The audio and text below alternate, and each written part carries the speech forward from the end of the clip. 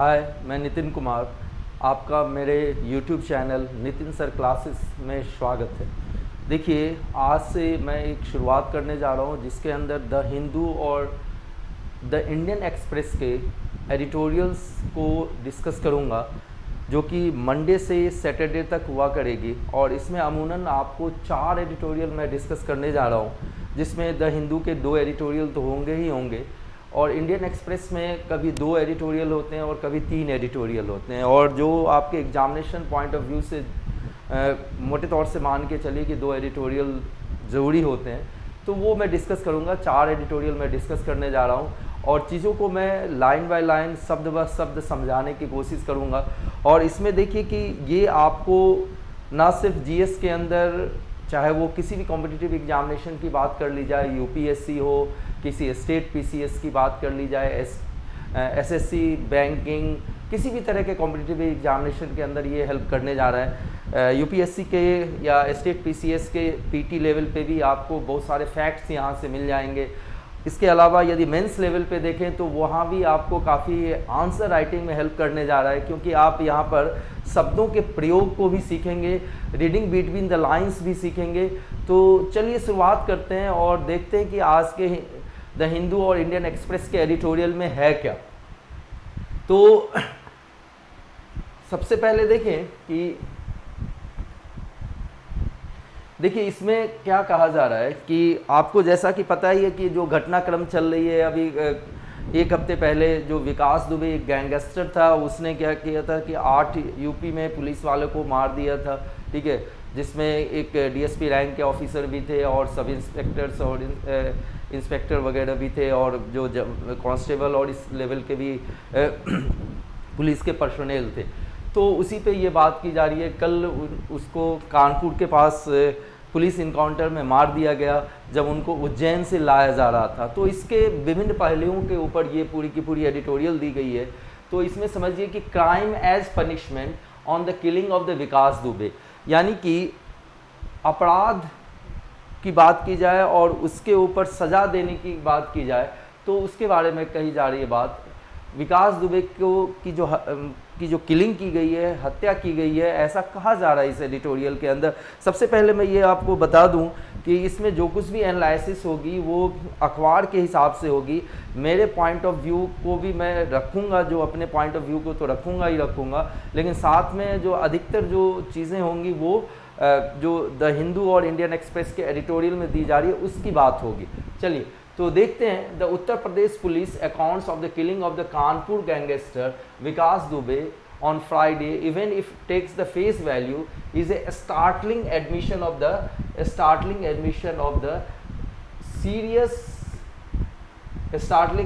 The serious ineptitude. अब देखिए, जहाँ तक इनपिट्यूड का सवाल है, ये क्या है? लैक ऑफ स्किल और एबिलिटी को कहते हैं। किसको कहते हैं? Lack of skill and ability को कहते हैं।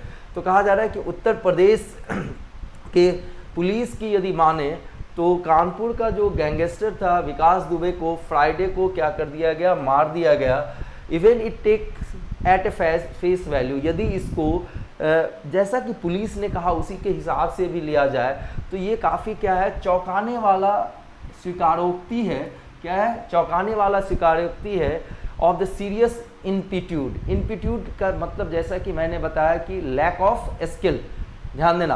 तो मतलब कहीं ना कहीं ये उत्तर प्रदेश के पुलिस के लैक ऑफ स्किल को दिखलाता है, ठीक है, कि उसमें जो वो कुशलता नहीं थी और इस केस को जिस ढंग से हैंडल किया जाना था, चाहिए था, वो नहीं किया गया। मोटे तौर से ये समझिए। फिर आप देखिए कि कहा जा रहा है, जो नेक्स्ट पॉइंट इसमें आप देखें तो इसके अंदर देखिए नेक्स्ट पॉइंट पे आते हैं। But the official narrative as it stand stresses the bonds of credibility to an astonishing extent. तो लेकिन यदि जो ऑफिशियल नैरेटिव दिया गया, यानी कि आधिकारिक तौर पे जो कहा गया है, stresses the bonds of credibility, वो क्या करता है? कहीं ना कहीं ये दिखा रहा है कि जो एक भोलेपन के हिसाब से आप देखिए तो चीज़ें हो रही है, और फिर भी ये क्या है कि बड़ा मतलब आश्चर्यजनक चीज़ है कि मतलब बिल्कुल भोलेपन से जो अकाउंट रखी गई है, जितने आसान से, जितने आराम से इन बातों को रखा गया, ठीक है, वो अपने आप में मतलब सही और फिट नहीं बैठता। Clear. The possibility that the death is officially sanction retribution of the murder of the 8 policemen who were part of the team that went to arrest him on July 3 is hard to dismiss out of hand. Clear. अब देखिए retribution की यदि बात समझे तो वो क्या है कि कोई पनिशमेंट या कोई चोट पहुंचाई जाती है, ठीक है, ठीक है, कोई पनिशमेंट या जो चोट पहुंचाई जाती है किसी चीज़ के बदले में, ठीक है, तो कहा जा रहा है कि इस बात से इनकार नहीं किया जा सकता है कि पुलिस वाले के 8 बंदे मारे गए, ठीक है, और उसके बाद उस टीम ने जो जिसने की उनको अरेस्ट किया था उसको बदले की कार्रवाई में मार दिया होगा, ठीक है, इस चीज़ से भी इंकार नहीं किया जा सकता। अब कहा जा रहा है कि without a doubt Dubey's death is an exchange of fire while he was trying to flee after the police vehicle in which he was being taken met with an accident is also extremely convenient for many। Clear. तो कहा जा रहा है कि इस बात में कोई शंका नहीं है कि दुबे की जो मृत्यु हुई है वो एक्सचेंज ऑफ फायर में गोलीबारी हुई। उधर से भी दुबे ने भी फायरिंग की, पुलिस ने भी फायरिंग की। जब वो भागने की कोशिश कर रहा था, और भागने की कोशिश तब कर रहा था जिस व्हीकल में उसको लाया जा रहा था उज्जैन से, उसके क्या हो गई, एक्सीडेंट हो गई। ये बात बहुत ही आसान सा मतलब लग रहा है लोगों को कि इतना आसान तरीके से चीज़ें तो नहीं हुई होगी। Clear. It puts a lid on the sordid tale of his violent rise to the power and influence। ठीक है, तो इसके साथ ही क्या होगा कि वो बड़े हिंसात्मक रूप से वो काम कर रहा था, ठीक है, उसके पास पावर के साथ कनेक्टिविटी भी थी, उसका अपना रसूख था। इन सब के ऊपर एक तरीके से क्या हो जाएगा कि पर्दा डल जाएगा, पुट्स ए लिड। क्लियर। अब देखिए which was nourished by the wider networks of patrons including some in the police force। तो कहा जा रहा है कि इस चीज़ को, ये जो रसूख था, उसके जो कनेक्शन थे, वो किसके कारण से हो रहा था, क्योंकि उसका जो नेटवर्क था वो बहुत ही बड़ा था। लोगों के द्वारा संरक्षण दिया जा रहा था, वो चाहे वो नेता रहे हों, ठीक है, चाहे पुलिसमैन रहे हों या कुछ दूसरे ऑफिशियल्स रहे हों। क्लियर। अब देखिए A hardened criminal who has 62 cases against him before his gang allegedly shot dead 8 policemen last week। ठीक है, ये बहुत ही मतलब दुर्दांत अपराधी था जिसके ऊपर की 62 मुकदमे थे इससे पहले कि उसके पूरे के पूरे गैंग ने क्या किया था, 8 पुलिस वाले को पिछले हफ्ते मार दिया था। अब इसमें जो बताया जा रहा है कि जो पुलिस की थ्योरी है उसमें कहाँ लूप होल्स है उसके बारे में बताया जा रहा है कि was supposedly being transported without handcuff। मतलब ऐसा कहा जा रहा है कि भाई उसको एक मतलब उज्जैन से जब पकड़ा गया और जब कानपुर लाया जा रहा था तो उसको हथकड़ी नहीं लगाई गई थी, ऐसा मान सकते हैं। तभी तो वो भागने की कोशिश कर रहा था पुलिस के वेपन को स्नैच करते हुए, छीनते हुए, जैसा कि पुलिस इस पूरे घटनाक्रम के बारे में ब्यौरा देती है। अब देखिए, ये समझिए, indeed this is no more than a self indictment of the police, state police which conduct his rage for too many questions in the recent past. अब देखिए, इंडाइटमेंट क्या होता है कि किसी के ऊपर ऑफिशियली मुकदमा चलाना, ठीक है, अभियोग चलाना, और सेल्फ का मतलब होता है खुद से, यानी कि सेल्फ इंडाइटमेंट में कहने की ये बात हुई कि आत्म अभियोग। तो मतलब जिस ढंग से पुलिस ने अपना अकाउंट दिया, अपना जो वर्जन दिया, वो ये ज़रूर एक तरीके से पुलिस को ही ऊपर कहीं न कहीं अभियोग चलाने जैसी स्थिति में ला देता है पुलिस को। Whose conduct has raised too many questions in the recent past। और पुलिस का जो व्यवहार है, जो तौर तरीका है, वो हाल फिलहाल के समय में क्या रहा है, काफ़ी प्रश्न करने लायक है। इस पे बहुत सारे क्या हो रहे हैं, प्रश्न उठ रहे हैं। अब देखिए कि there is no good explanation for driving such a suspect through the night across more than 600 km of the Ujjain in Madhya Pradesh where he was arrested on Thursday। अब कहा जा रहा है कि भाई इस चीज़ का आप क्या मतलब एक तरीके से वर्णन दे सकते हैं कि भाई आप उज्जैन मध्य प्रदेश से 600 किलोमीटर दूर उत्तर प्रदेश आप ला रहे हो इनको, थर्सडे को जब इनको अरेस्ट किया गया था। फिर कहा जा रहा है the brutal episode of Dubey serial crime should no defence if shooting turns out to be the extra judicial. अब देखो कि दुबे ने एक के बाद एक अपराध की थी, क्या एक के बाद एक अपराध की थी, लेकिन इस अपराध के किए जाने से या कितना भी हीनियस क्राइम किए जाने से इससे कोई फ़र्क नहीं पड़ता है, उसकी एक्स्ट्रा जुडिशियल किलिंग तो नहीं होनी चाहिए, मतलब उसको गैर आधिकारिक तरीके से नहीं मारा जाना चाहिए। यहीं पे आर्टिकल 21 आता है, उसके अंदर राइट टू लाइफ, ठीक है, प्रोटेक्शन ऑफ लिबर्टी की बात की है। और राइट टू लाइफ कहने का ये मतलब है कि किसी से उसकी ज़िंदगी प्रोसीजर एस्टैब्लिश बाय लॉ, कानून सम्मत तरीके से लिया जाएगा, और यदि ये एक्स्ट्रा जुडिशियल किलिंग है तो ये अपने आप में क्या है, गलत है। अब देखिए, any demand of probity and accountability in the police and military is often contested on the suppose ground that it emerge from a support for criminals, terrorist और enemies of the state by influential political and public figure.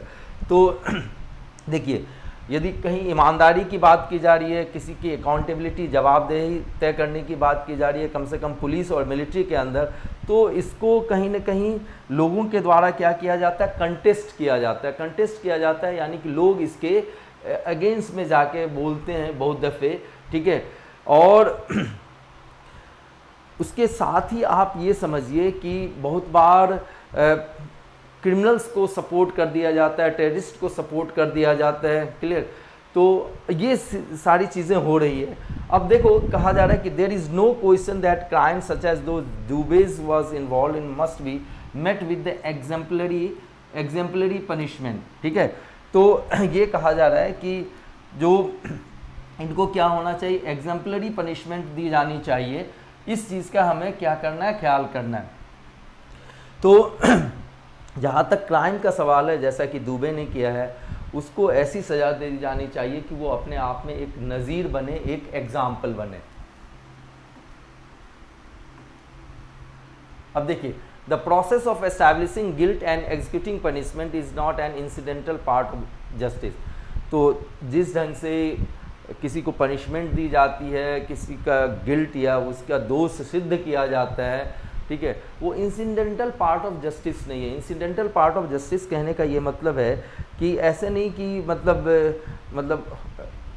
एक process के through नहीं होना चाहिए, ऐसा नहीं है। उसको क्या होना चाहिए, प्रोसेस के थ्रू होना चाहिए, but it is integral soul.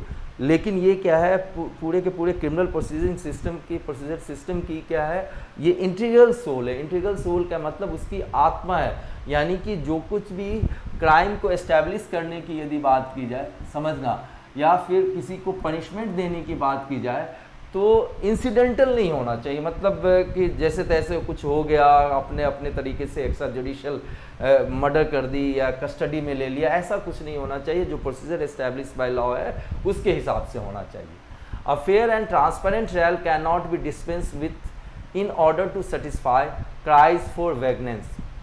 तो देखिए, एक जो फेयर ट्रायल की बात की जाए, निष्पक्ष ट्रायल की बात की जाए, या दूसरी तरफ आप देखें तो ट्रांसपेरेंट ट्रायल की बात की जाए, पारदर्शिता हो, यानी कि मुकदमे में जो पारदर्शिता हो, निष्पक्षता हो, उस चीज़ से दूर नहीं हटा जा सकता है, क्लियर। और ऐसा नहीं कि किसी को बदला लेना है तो इस चीज़ को ताक पे रख के, कानून को ताक पे रख के, चाहे वो कोई पुलिस वाला ही क्यों ना हो, बदला ले। Social sanction of instant justice by the state agents might have leached into the institutions that are mandated to enforce the rule of law। अब देखो, एक जो कानून के शासन की यदि बात की जाए, समझिए, तो उसको लागू करने का काम क्या है, अधिकारियों का होता है, पुलिस वालों का होता है, ठीक है, ध्यान देना। और यदि जो स्टेट के एजेंट्स है, स्टेट के एजेंट्स मतलब जो सरकारी तंत्र के लोग हैं, यदि वो ही तत्काल जस्टिस देना शुरू करें, तत्काल जस्टिस देने का मतलब ट्रिगर हैप्पी की बात की जा रही है कि सीधे इनकाउंटर में आप मार दीजिए, और ये चीज़ यदि इन संस्थाओं के अंदर प्रवेश कर जाती है और लोग उसको क्या देते हैं, सामाजिक रूप से सही ठहरा देते हैं, तो ये अपने आप में क्या है, भयावह स्थिति है। इस चीज़ से बचने की ज़रूरत है। अब देखिए फिर ये पॉइंट समझ में आ चुका आपको। अब देखें कि इसको समझते हैं, इस पॉइंट को। Last year when the Cyberabad police shot dead 4 people accused in the case of gang rape and murder, people celebrated in the street। पिछले साल साइबराबाद पुलिस ने क्या किया कि गैंग रेप और मर्डर के मामले में 4 लोगों को मार दिया, तो लोगों ने सड़कों पे इसका उल्लास मनाया। The courts and the national human right commission have also shown A lenient approach in such cases. तो कोर्ट की बात की जाए या राष्ट्रीय मानवाधिकार आयोग की बात की जाए, तो इन्होंने भी जो इस पूरे केस में जो रवैया अपनाया वो काफ़ी क्या था, लचीला था, और मतलब जो कठोरतम कार्रवाई होनी चाहिए या वो नहीं की गई। अब कहा जा रहा है कि नेक्स्ट आप ये समझिए कि goading the police to deliver instant justice. अब देखो गोड वर्ड क्या है ये समझिए। गोड होता है किसी को इतना उकसाना कि वो किसी तरह का हिंसा या इस तरह का कोई कार्य करे, तो उस चीज़ को गोडिंग कहा जाता है। Goading the police on the deliver instant justice. अब पुलिस को इतना उकसाएं कि वो तत्काल इंस्टेंट जस्टिस देने जैसी बात की जाए, ठीक है। और इवन टॉलरेटिंग सच बिहेवियर, या इस तरह के व्यवहार जो पुलिस की होती है उसको बर्दाश्त करना, creates an atmosphere of impunity.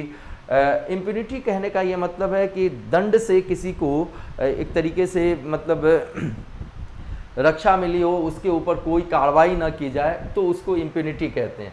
तो समझिए, creates an atmosphere of impunity that could lead to the murder of innocent people as happened with the custodial deaths in the Tamil Nadu. तो इसी के कारण से क्या होता है, एक तो पुलिस को आप उकसाते हो और वो क्या करती है, इंस्टेंट जस्टिस देने की कोशिश करती है, ठीक है। और इस ऐसे बिहेवियर को यदि बर्दाश्त किया जाता है, ये अपने आप में गलत है। इसके बाद इसी कारण से ऐसे वातावरण बनते हैं जिसमें कि इन चीज़ों को एक तरीके से मतलब समाज बर्दाश्त कर लेती है, कानून के तहत उसको एक तरीके से छूट मिल जाती है, ठीक है। और इसके कारण से क्या होता है कि कस्टोडियल डेथ हाल फिलहाल के समय में देखा कि बाप और बेटे की कस्टोडियल डेथ हुई थी, कहाँ पर, तो तमिलनाडु में। तो ये केसेस आते रहते हैं। Support for such killing by the police will not take a society more just. अब देखो कि यदि पुलिस इस तरह की किलिंग करती है और सोसाइटी उसे क्या करती है, समर्थन करती है, तो ये अपने आप में कभी भी समाज को एक न्यायिक समाज नहीं बनाती है, जिसमें कि न्याय जैसी चीज़ नहीं हो पाती है। Mob justice is no justice at all, यानी कि भीड़ के द्वारा यदि कोई न्याय किया जाता है, कोई दंड दिया जाता है, तो उसको जस्टिस नहीं कहा जा सकता है। ये एक तरीके की बात क्या होगी कि बनाना रिपब्लिक की। बनाना रिपब्लिक एक कंसेप्ट है जिसके अंदर आप ये समझिए कि लॉलेसनेस जैसी चीज़ होती है, जिसको जो मर्जी आए, ठीक है, वो उस ढंग से करता है। जैसे कि आप कह सकते हैं जिसकी लाठी उसकी भैंस वाली बात हो जाती है, तो ये अपने आप में गलत है, ठीक है। Mob justice is no justice at all. When law enforcers short circuit the due process, the damage to the state institution is severe and long lasting। तो कहा जा रहा है कि लॉ इन्फोर्सर यानी कि कानून के रखवाले, ठीक है, कुछ ऑफिशियल्स हों, ठीक है, इन्फोर्समेंट डायरेक्टरेट के लोग हों, आईबी के, सीबीआई के लोग हों, समझिए थोड़ा सा, ठीक है, प्रशासन के लोग हों, ठीक है, उसके बाद आप कोर्ट की बात कर ली जाए, तो एक चीज़ समझिए कि यदि ये लोग शॉर्ट सर्किट अपनाने लगे, यानी कि छोटा रास्ता अपनाने लगे, तो ये सिर्फ और सिर्फ राज्य की संस्थाओं को ही नहीं खराब करेगा, बल्कि ये इसके काफ़ी क्या होने जा रहे हैं, दूरगामी परिणाम होने जा रहे हैं ना। तो ये पहला एडिटोरियल था। अब दूसरे एडिटोरियल पे आते हैं, लेकिन इससे पहले इसी से संबंधित एक एडिटोरियल आपके इंडियन एक्सप्रेस के अंदर भी दिया गया है, तो साथ साथ मैं पहले उसको डिस्कस कर लेता हूँ और फिर मैं आता हूँ द हिंदू के एडिटोरियल के ऊपर। देखिए, court must rule, otherwise police often at the behest of their master will continue to kill the accused and continue to get away. तो कहा जा रहा है कि मतलब न्यायालय का शासन होना चाहिए, यानी कि न्याय व्यवस्था के हिसाब से बात होनी चाहिए, अन्यथा क्या होगा, पुलिस जो अपने आकाओं के कहने पे, राजनीतिक आकाओं की बात कही जा रही है, वो क्या करते रहेंगे कि आरोपियों को मारते रहेंगे, उनकी हत्या करते रहेंगे और वो बचते भी रहेंगे। कंटिन्यू टू गेट अवे का कहने का मतलब वो बचते भी रहेंगे। In the Vikas Dubey case the sequence of event cast the onus on the Uttar Pradesh police to prove its honest. Clear. तो विकास दुबे के मामले में जिस ढंग से घटनाक्रम हुई, ये एक उत्तर प्रदेश पुलिस के ऊपर जिम्मेदारी देती है कि वो क्या करे, अपने निर्दोष होने को सिद्ध करे।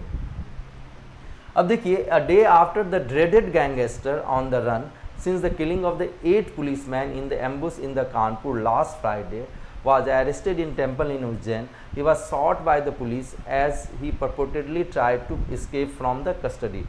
तो कहा जा रहा है कि एक दिन बाद जब कुख्यात गैंगस्टर जो कि भाग रहा था, कब 8 पुलिस वाले को एम्बुश किया था, घात लगा के हमला किया था, कानपुर में फ्राइडे को मार दिया था और उसको अरेस्ट कहाँ किया गया, तो उज्जैन में किया गया। अब देखो, he was shot dead by the police, ठीक है, और वो पुलिस के द्वारा क्या कर दिया गया, मार दिया गया उसको, ठीक है, जब वो भागने की कोशिश कर रहा था। देखो, ये अकाउंट तो फैक्चुअल है। अब देखते हैं कि इस एडिटोरियल के अंदर कुछ नई चीज़ क्या दी गई है, कुछ वो देखते हैं। Just like 5 of his alleged accomplice, accomplice क्या होता है, किसी अपराध में जो सहयोगी होते हैं उसको एक्म्प्लिस कहा जाता है। जैसे कि उनके अपराध में और जो सहयोगी थे, 5 ऐसे क्रिमिनल्स को भी मार दिया गया पिछले कुछ दिनों में। Dubey died later in the hospital but grave question remain. उसी ढंग से दुबे भी हॉस्पिटल या अस्पताल में मर गया, लेकिन कुछ गंभीर सवाल क्या हैं अभी भी बने हुए हैं। देखिए, तो the official narratives of the events of the Friday morning, ठीक है, जो सरकारी रूप से जो बातें रखी गई, जो नैरेटिव घटनाक्रम बताया गया कि फ्राइडे के सुबह को एक कार एक्सीडेंट हुआ और उसने भागने की कोशिश की, पुलिस ने आत्मरक्षा के मामले में गोली चलाई, तो इसमें कहीं ना कहीं अविश्वास की चीज़ तो आ ही जाती है। This was the drama starring a criminal who by all accounts knew too much, ठीक है। अब देखो, ये एक ऐसा नाटक चल रहा था जिसमें कि मेन जो था, जो पात्र था, वो क्रिमिनल गैंगस्टर विकास दुबे था, ठीक है, जिसको कि जो भी जानकारी मिली है उसके पास बहुत सारी जानकारियाँ थी, वो सब कुछ चीज़ों को जान रहा था, वेल कनेक्टेड था, ऐसा कहा जा रहा है। There are sign of the police complicity in the gangster success in evading the law so far and loud murmurs of his connection to the politician in the high place, ठीक है। अब देखिए, ये शब्द है मर्मर, कोलाहल को कहते हैं, समझिए थोड़ा सा। तो और कंप्लिसिटी क्या होता है कि स्वतः आश्वस्त होना। तो पुलिस एक तरीके से खुद आश्वस्त थी, कहीं ना कहीं इनका समर्थन था, जिससे कि वो कानून से बचा जा रहा था। और जो कुछ भी घटनाक्रम हुई है, इससे क्या हो रहा है कि बहुत ज़्यादा कोलाहल हो रही है कि भैया उनके कनेक्शन रहे हैं किसके साथ, तो पॉलिटिशियंस के साथ, जो कि उच्च स्तर पे हैं, जो पॉलिटिशियंस हैं उनके साथ। So there is also a thriving encounter culture and the police impunity in the UP. और साथ में ये कहा जा रहा है कि एक फलता फूलता इनकाउंटर की संस्कृति पनप रही है, कहाँ पर, यूपी में, ठीक है। और पुलिस को कहीं ना कहीं दंड से क्या मिल जाता है, मतलब वो बच भी जाते हैं, ठीक है। It is sanctioned by the ruling regime and sewed up by the apparent lack of popular outrage at the extra judicial killings, clear. तो इसको जो कहीं ना कहीं समर्थन दिया गया, एक तरीके का सैंक्शन दी गई है कि भाई चलो, इसको स्वीकारोक्ति दी गई है किसके द्वारा, जो अभी सत्ता में लोग हैं, ठीक है, यूपी के अंदर। और ये और इस कारण से बढ़ा क्योंकि जो lack of popular outrage at the extra judicial killing, यानी कि एक्स्ट्रा जुडिशियल किलिंग जो होती है उसमें लोगों का गुस्सा फूटता नहीं, लोग क्या कर रहे हैं, उसको समर्थन दे रहे हैं, ठीक है। If not outright popular support for such summary execution, clear.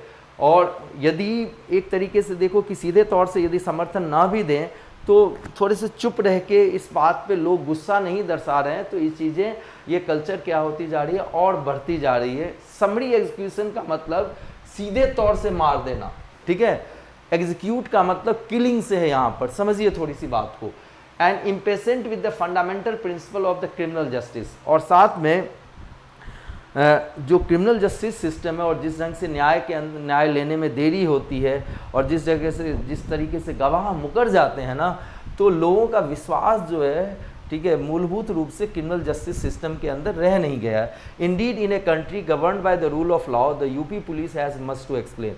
सही मायने में देखें तो ऐसा देश जो कि विधि के शासन के हिसाब से चलता है, वहाँ पर यूपी पुलिस को बहुत कुछ बयां करने को है, एक्सप्लेन करने को है। देखिए, but if it resist and refuses as the police forces in this situation do, the court must step in. लेकिन कहा जा रहा है यदि पुलिस अभी भी क्या करती है, रेसिस्ट करती है, इस चीज़ को रोकती है, ठीक है, या रिफ्यूज़ करती है, इनकार कर देती है कि जैसा कि ऐसे स्थितियों में पुलिस के द्वारा किया जाता है, तो कोर्ट को ज़रूर से स्टेप इन करने की ज़रूरत है, मतलब बीच बचाव कोर्ट करे। In the past the court has spoken on the encounters and extra judicial killings in which there is a perverse inversion of a norm, the FIR is usually filed against the killed not the killers. तो पहले भी देखे कि court क्या कर रही है कि ऐसे मुठभेड़ के ऊपर बोलती रही है और एक्स्ट्रा जुडिशियल किलिंग के ऊपर बोलती रही है, लेकिन आप यदि देखिए कि भाई सीधे तौर से हर जगह यदि आप देखिए कि नॉर्म्स का, यानी कि जो नियम कानून का उलटफेर किया जा रहा है, धज्जी उड़ाई जा रही है, ठीक है, तो FIR जो होनी चाहिए, जो मारा गया उस पर नहीं होनी चाहिए, जिसने मारा उसके ऊपर होनी चाहिए। क्लियर। अब थोड़ी सी कानूनी पहलू की बात की जा रही है, इसमें ये ध्यान देना, ठीक है। और आप ये समझिए कि ये यहाँ से इसको एज ए एग्ज़ाम्पल ले सकते हैं। और ये मैं बता दूँ आपके लिए काफ़ी महत्वपूर्ण होगा ये पॉइंट, जब आप मेंस के क्वेश्चन लिखेंगे और ख़ास करके पॉलिटी सेक्शन के ऊपर। In 2009, 5 judge bench of the Andhra Pradesh court, a state that has a bloody record of encounter killings, made it mandatory for the police to register an FIR against the police officer after every encounter, death, and held that the judicial magistrate would decide the next step. अब इस चीज़ को समझिए कि 2009 में Andhra Pradesh high court के 5 जजों के पीठ ने ये फैसला सुनाया कि किसके खिलाफ, एक तरीके से देखिए तो आंध्र प्रदेश सरकार के खिलाफ उस समय, ठीक है, क्योंकि आंध्र प्रदेश सरकार एक्स्ट्रा जुडिशियल किलिंग उस समय काफ़ी ज़्यादा वहाँ पर हो रहा था। और उसमें ये इस फैसले में ये बात कह दी गई कि जो पुलिस ऑफिशियल्स हैं उनके खिलाफ FIR ज़रूर से रजिस्टर किया जाना चाहिए। ये मैंडेटरी कर दिया गया हर एक इनकाउंटर के बाद, हर एक मुठभेड़ जिसमें कि मृत्यु हो, ठीक है, समझना, मुठभेड़ के बाद मृत्यु हो तो उसमें आपको क्या करना है, FIR आपको रजिस्टर करना ही करना है, ठीक है, ऐसा आदेश दिया गया। और उसके बाद जुडिशियल मैजिस्ट्रेट तय करेगा कि उस जांच के बाद कि भाई आखिर आगे क्या स्टेप होगा। अब देखिए नेक्स्ट पॉइंट जो आपको समझने लायक है यहाँ पर, और याद भी आप रखेंगे ये तथ्य, the supreme court framed guidelines to be followed in the encounter case in the People's Union for Civil Liberties and the State of Maharashtra। तो 2000 देखिए इसमें आप ये ध्यान दीजिए कि People's Union for Civil Liberties versus State of Maharashtra के मुकदमे में, 2014 में, तो इनकाउंटर के मामले में सुप्रीम कोर्ट ने अपनी कुछ गाइडलाइन या दिशा निर्देश जारी की, ठीक है, क्या जारी की, दिशा निर्देश जारी की। अब देखिए but ambiguity in the wording, लेकिन उस दिशा निर्देश में जो शब्दावली थी उसमें क्या था, मतलब कुछ संदेहास्पद रूप से चीज़ों को रखा गया था, एम्बिगुअस रखा गया था, यानी कि चीज़ें क्लियर कट नहीं थी। And hard to get requirement of the government sanction to prosecute the police officers has conspired to ensure that the police impunity is not dented. Clear. अब देखिए एक तो गाइडलाइन जारी की गई, गाइडलाइन की जो शब्दावली थी वो बिल्कुल स्पष्ट जैसी नहीं थी, ठीक है। अब आप समझिए इसके अलावा सरकार से इसके लिए क्या लेनी पड़ती थी, अनुमति लेनी पड़ती थी, क्लियर, कि पुलिस ऑफिशियल के ऊपर क्या किया जाए, मुकदमा दायर किया जाए। तो इन चीज़ों से ऐसा हुआ कि पुलिस ऑफिशियल्स क्या करते रहे, अभी भी बचते रहे, ठीक है, मतलब जो उनको इम्यूनिटी मिली थी वो मिली ही रह गई एक तरीके से, और कोई बहुत ज़्यादा फ़ायदा होता हुआ नहीं दिखा, बावजूद कि सुप्रीम कोर्ट ने अपने गाइडलाइन दिए गए। Other countervailing institutions have not lived up to their role. और इसके साथ ही दूसरे जो ऐसे संस्थाएं हैं जो कि इन मामले में कहीं ना कहीं एक तरीके से संबंधित है, तो उसने भी अपनी भूमिका को सही से नहीं निभाया है। नेशनल ह्यूमन राइट कमीशन की यदि बात की जाए, NHRC की यदि बात की जाए उदाहरण के तौर से, तो उसने ज़रूर से अपने कुछ दिशा निर्देश जारी किए, ठीक है, अपने आप से 1997 में, लेकिन इसको किसी ने बहुत ही गंभीरता से नहीं लिया। अब कहा जा रहा है the culprit in part is the NHRC इनएडिक्वेट infrastructure. Clear?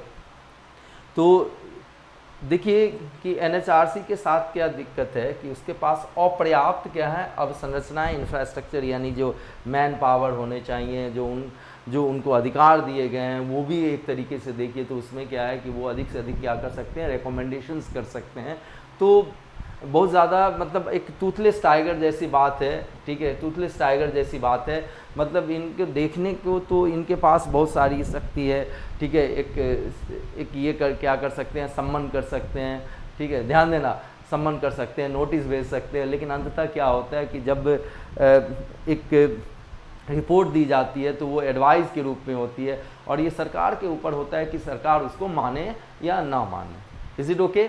अब देखिए, तो कहा जा रहा है कि NHRC के बारे में पार्टली इंस्टीट्यूशनल लिस्टलेस, ठीक है, तो ये पिछले 27 वर्षों से ये एग्जिस्टेंस में आ चुका है, ठीक है, और इसके लिए जो क्लिच यूज़ की जाती है, क्लिच क्या होता है कि ऐसे शब्द को कहते हैं जो बार बार यूज़ किया जाता है, ठीक है, तो इस NHRC के लिए एक क्लिच यूज़ की जाती है, और वो क्लिच क्या है, टूथलेस टाइगर, मतलब दंत विहीन है ये, मतलब एक्चुअल में इसके पास पावर नहीं है।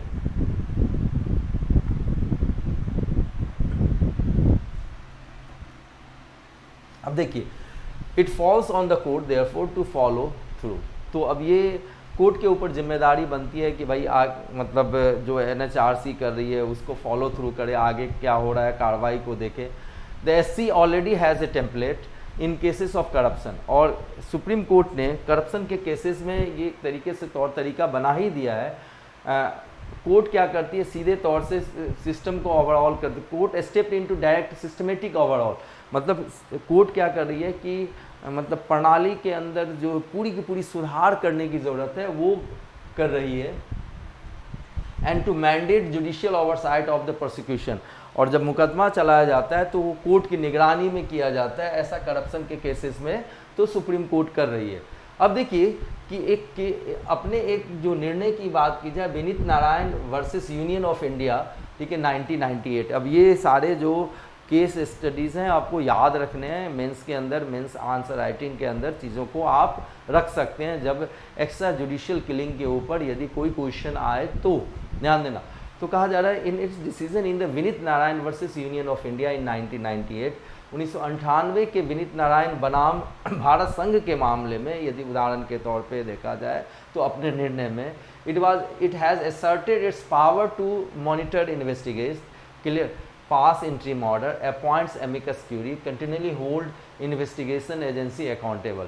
तो विनीत नारायण के केस में सुप्रीम कोर्ट ने जो अपना फैसला सुनाया उसमें उसके पास जो शक्ति निहित है, और शक्ति देखो एक समझिए कि अंडर आर्टिकल 142 के तहत यदि जाएंगे तो सुप्रीम कोर्ट को कंप्लीट जस्टिस यानी कि पूर्ण न्याय देने का अधिकार है। समझिए, अब सुप्रीम कोर्ट ने अपनी शक्ति का प्रयोग करते हुए किसके ऊपर, मुकदमे के ऊपर मॉनिटरिंग शुरू कर दी, पास इंट्रीम ऑर्डर, जब जरूरत होता तो अंतरिम आदेश भी, अंतिम आदेश नहीं अंतरिम आदेश यानी कि जो कुछ समय के लिए आदेश दिया जाता है, अपॉइंट एमिकस क्यूरी, ठीक है, एमिकस क्यूरी क्या होता है ये समझिए, फ्रेंड्स ऑफ कोर्ट्स को कहते हैं, क्लियर। अब ये एमिकस क्यूरी क्या है, मान लीजिए कि दो व्यक्ति हैं ए और बी, क्लियर, दो व्यक्ति हैं ए और बी, इनके बीच में कोई प्रॉपर्टी का डिस्प्यूट है, ज़मीन का डिस्प्यूट है, ए ने बी की ज़मीन को मतलब हथिया लिया, मान लो कि अपने कब्जे में ले लिया जबरन, तो बी कहाँ पहुँच गया? कोर्ट। बी ने कहा, बी के की तरफ फैसला सुनाते हुए कोर्ट ने कहा कि ए को ज़मीन खाली कर दो, कि भाई ए को ज़मीन खाली। ए ने आगे जाके कोर्ट में हलफनामा दिया कि हमने ज़मीन खाली कर दिया, लेकिन एक्चुअल में ए ने ज़मीन खाली नहीं की थी। तो बी पहुँचेगा, कोर्ट के पास पहुँचेगा और फिर याचिका देगा कि देखिए आपके कोर्ट के आदेश का अवमानना किया जा रहा है, अवहेलना की जा रही है। और फिर कोर्ट में ए यदि बोलता है कि नहीं नहीं मैंने तो ज़मीन खाली कर दी है, ठीक है, तो अब एक्चुअल में ग्राउंड पे क्या स्थिति है उसको जानने के लिए जज तो इन जनरल खुद जाएंगे नहीं, समझना थोड़ा सा। तो वो क्या करते हैं, ठीक है, फ्रेंड्स ऑफ कोर्ट यानी कि एमिकस क्यूरी नियुक्त करते हैं। वो क्या होता है, कोई वरिष्ठ वकील होता है और वो कोर्ट के बिहाफ में जाके क्या करता है, उस जगह पे चीज़ों को देखता है और एक्चुअल जो फैक्ट है उस फैक्ट को कोर्ट को बताता है। तो ऐसे एमिकस क्यूरी को अपॉइंट सुप्रीम कोर्ट के द्वारा इस सुप्रीम कोर्ट के इस फैसले के बाद कोर्ट के द्वारा किया जाने लगा। और साथ में वो इन्वेस्टिगेटिंग एजेंसी को क्या करते हैं, अकाउंटेबल भी बनाते हैं, जवाबदेह भी बनाते हैं। यहाँ तक बात मैं आशा करता हूँ आप सभी लोगों को समझ में आ रही होगी, ठीक है। तो अब देखिए मैं कोशिश कर रहा हूँ कि बिल्कुल आसान शब्दों में चीज़ों को रखा जाए। देखिए चूँकि लाइन बाय लाइन चीज़ों को मैं समझा रहा हूँ तो इसमें हो सकता है कि वीडियो थोड़ी सी लंबी हो, लेकिन आप यदि रेगुलर इस चीज़ को देखते रहेंगे तो मैं बता रहा हूँ कि डिफरेंट काउंट्स पे अलग अलग जगहों पे क्या करेगा, ये आपको हेल्प करने जा रहा है।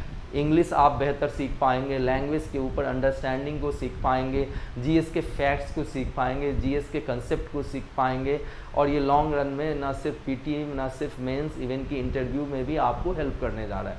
तो आप लोग ज़रूर से मतलब रेगुलर रहना, ठीक है, और तब जाके ये आपको क्या करेगा, फ़ायदा पहुंचाएगा, ठीक है। अब देखिए, तो this should be emulated in case of extra judicial killing.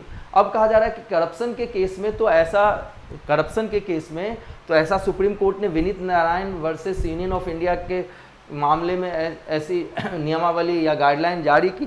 तो कोर्ट को एक्स्ट्रा जुडिशियल किलिंग के मामले में भी ऐसे ही चीज़ों को नकल करना चाहिए, अच्छी चीज़ों की नकल की जानी चाहिए। इम्यूलेट का मतलब होता है अदरवाइज इस encounter that is effectively the police and the state thumbing their nose at the court and the rule of law, ठीक है।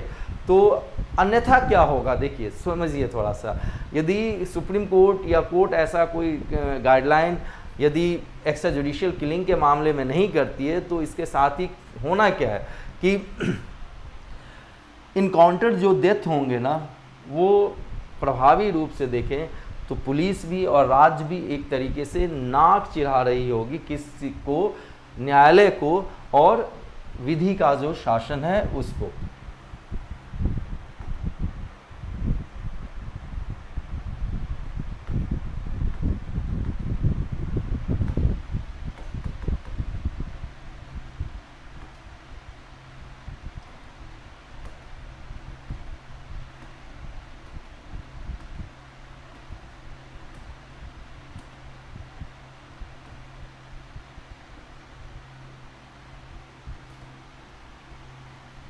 अब देखिए चूँकि विकास दुबे से संबंधित दो चीज़ था तो हमने साथ साथ दोनों को कर लिया, इंडियन एक्सप्रेस के भी और द हिंदू के भी।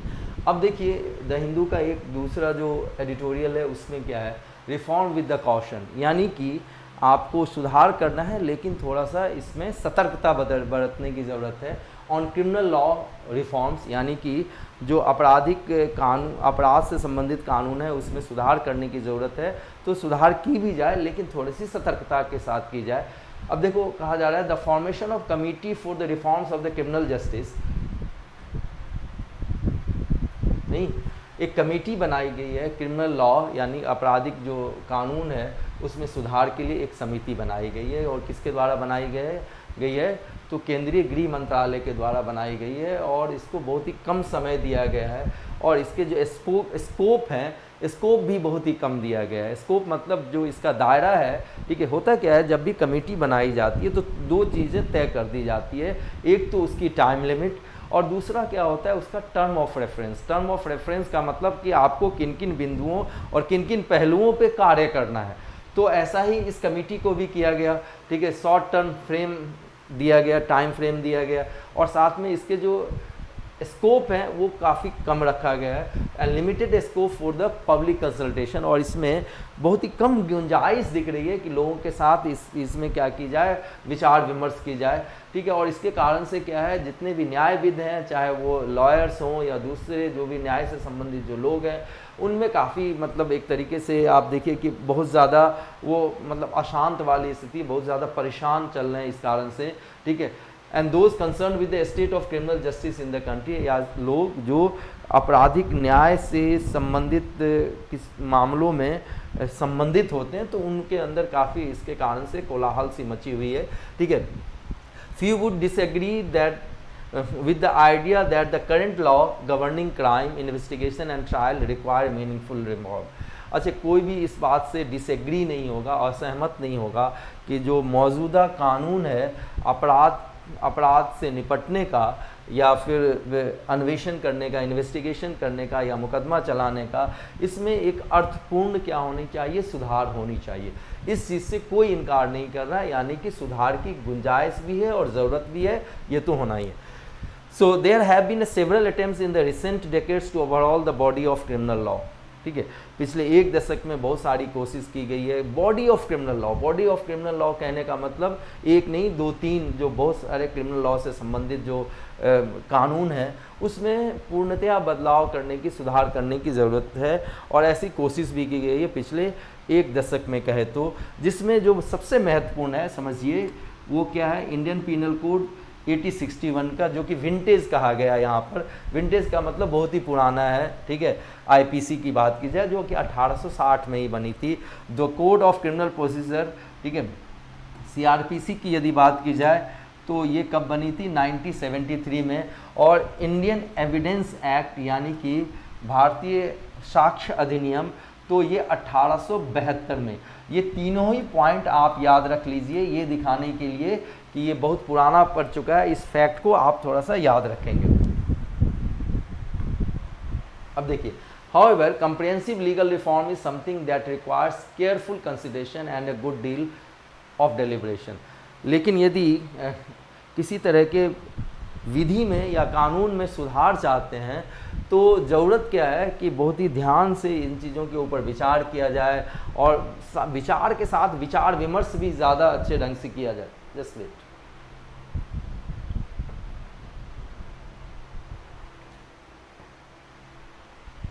अब देखिए, one criticism against the latest committee is that it has begun work in the midst of the pandemic. एक तो क्रिटिसिज्म इसकी इस बात पे की जा रही है, आलोचना इस बात पे की जा रही है कि इस महामारी के दौर में ये अपना काम शुरू करेगा। दिस में not be an ideal time for wide consultation. और यदि लोग जहाँ पर मरने और जीने की स्थिति है, जो महामारी, वैश्विक महामारी जो चल रही है कोविड-19, उस समय लोग अपने जान को बचाने की सबसे पहले कवायद कर रहे हैं। और उस स्थिति में यदि कंसल्टेशन की बात की जाए, लोगों के साथ विमर्श की बात की जाए, तो वो अर्थपूर्ण तो हो नहीं पाएगा, ठीक है। Activist and lawyers functioning in the hinterland may be at a particular disadvantage in formulating their opinion. अब देखो, हिंटरलैंड क्या होता है, दूर दराज के क्षेत्र को कहते हैं। तो ऐसे कार्यकर्ता, ध्यान दीजिए, ऐसे कार्यकर्ता जो जुडिशरी से रिलेटेड हों, या फिर वकील की यदि बात की जाए जो कि दूर दराज के क्षेत्र में रहते हैं, वो खास करके वो गैरफायदे की स्थिति में होंगे जब उनको अपना ओपिनियन बनाना होगा। मतलब वो अपने ओपिनियन को बना भी लें, एक तो उनको पूरी जानकारी नहीं मिल पाएगी, और मिल भी पाएगी तो वो उस चीज़ को पहुंचा नहीं पाएंगे, ये कहा जा रहा है। The panel mandate appears quite broad, ठीक है। और इस पैनल को जो मैंडेट दिया गया, जो कार्य सौंपा गया, वो काफ़ी व्यापक है। और थोड़ा सा इस शब्दावली को समझना, और इस शब्दावली को समझने के साथ ही आप ये समझ पाएंगे कि इनको मतलब इसमें कितनी एम्बिग्युइटी की गुंजाइश है, कितनी संदेह की गुंजाइश है। देखो कहा क्या जा रहा है, एक एक शब्द को समझिए। To recommend reforms in the criminal laws of the country in a principal, effective and efficient manner, ठीक है। कि इस पैनल का काम क्या है कि जो सुधार है उसके बारे में क्या करेंगे, रिकमेंडेशन देंगे, यानी कि सलाह देंगे। किसके बारे में, क्रिमिनल लॉ जो देश में है उसमें जो सुधार की जाए, और इन अ प्रिंसिपल, ठीक है, प्रिंसिपल्ड यानी कि एक तरीके से आप कह सकते हैं कि मतलब सैद्धांतिक रूप में, प्रभावी रूप में, ठीक है, जिससे कि क्या हो सके कि safety and security of individual, किसी व्यक्ति विशेष की सुरक्षा को सुनिश्चित किया जा सके, किसी समुदाय की सुरक्षा को सुनिश्चित किया जा सके, देश की सुरक्षा को सुनिश्चित किया जा सके, which prioritize the constitutional values of the justice, dignity and the inherent worth of the individual। और इसमें क्या होना है कि जो ये देखिए कॉन्स्टिट्यूशनल वैल्यूज़ ऑफ जस्टिस, यानी कि जो संविधान में न्याय की बात की गई है, डिग्निटी की बात की गई है, लोगों के सम्मान की बात की गई है, और हर एक इंसान का अपना वर्थ है वो बचा के रखा जाए। अब देखो कि ये आप एक चीज़ समझिए कि ये इतना व्यापक है कि आप इसको कोई भी अर्थ दे सकते हैं, समझना इस चीज़ को। This is a vague and open to multiple interpretation. ये क्या है, अस्पष्ट है और इसकी अलग अलग तरीके से व्याख्या की जा सकती है। It is not clear why the law commission has not been vested with this task. अब तक ये विधि आयोग को काम दिया जाता रहा है था, अब इस बार किसी कमेटी को ये काम क्यों दी गई है, ये भी बात अभी क्लियर नहीं है।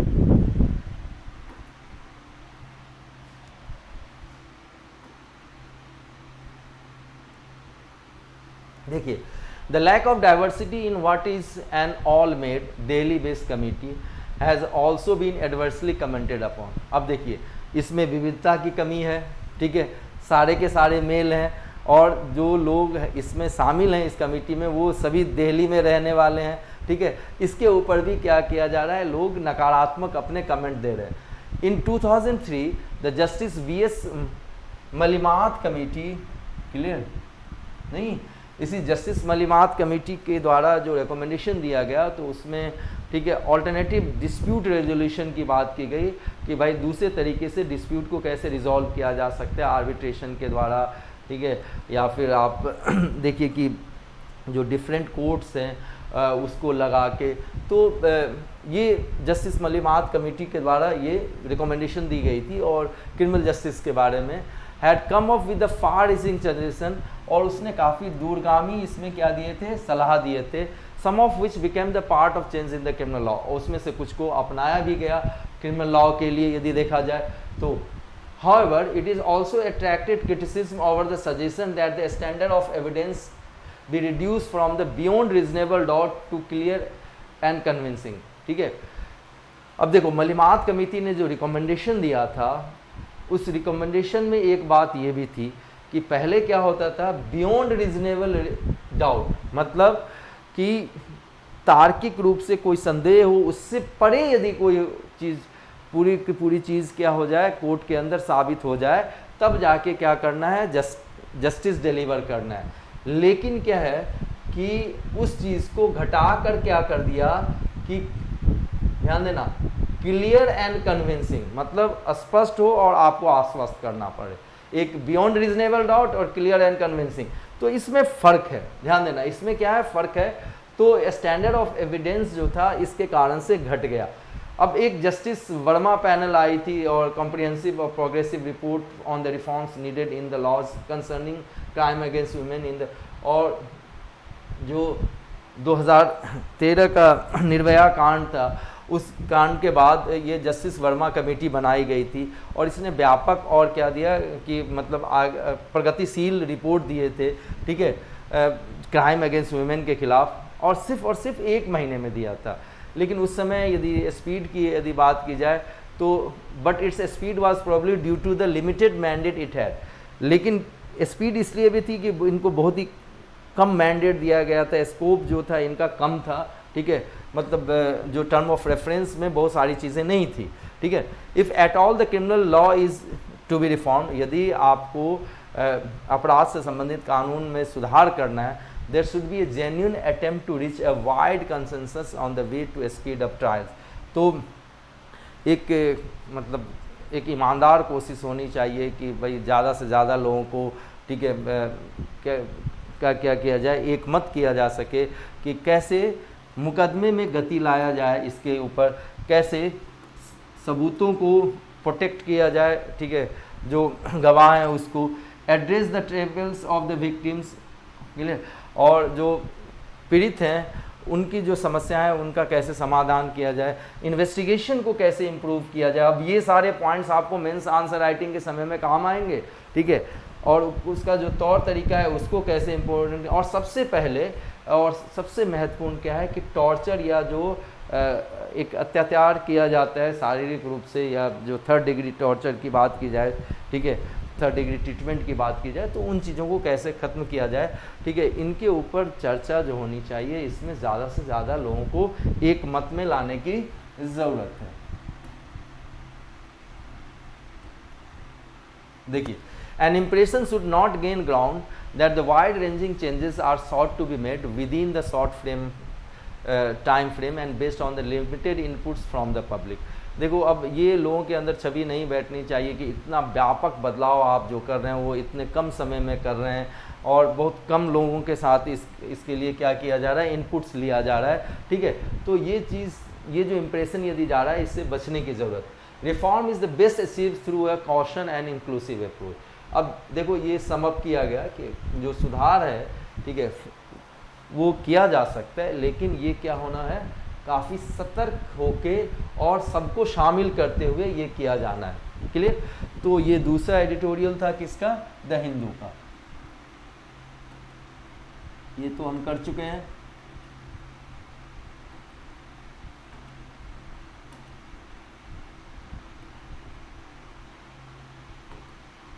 तो आज के लिए इतना काफ़ी है, और हमने आज एडिटोरियल देखे द हिंदू के और इंडियन एक्सप्रेस के, और मेरी उत्तरोत्तर कोशिश ये रहेगी कि आपको उस रूप में पहुंचाया जाए जिससे कि आप जो आम परेशानियां आप झेलते हैं जब एडिटोरियल्स को पढ़ते हो द हिंदू के और इंडियन एक्सप्रेस के, उस परेशानियों से आपको बचाया जा सके, ठीक है। ये मेरी कोशिश रहेगी, और बिल्कुल लेमैन के रूप में चीज़ों को मैं समझाने की कोशिश कर रहा हूँ, ठीक है। आशा करता हूँ कि ये पूरी की पूरी एनालिसिस आपको पसंद आएगी। यदि आपको ये पसंद आए तो मेरे YouTube channel Nitin sir classes को सब्सक्राइब करें और बेल आइकन दबाना ना भूलें, जिससे कि जैसे ही कोई नोटिफिकेशन आए तो आपको मिल पाए वो, ठीक है। तो धन्यवाद आप लोगों का बने रहने के लिए क्लास में। Thank you, take care, God bless all of you.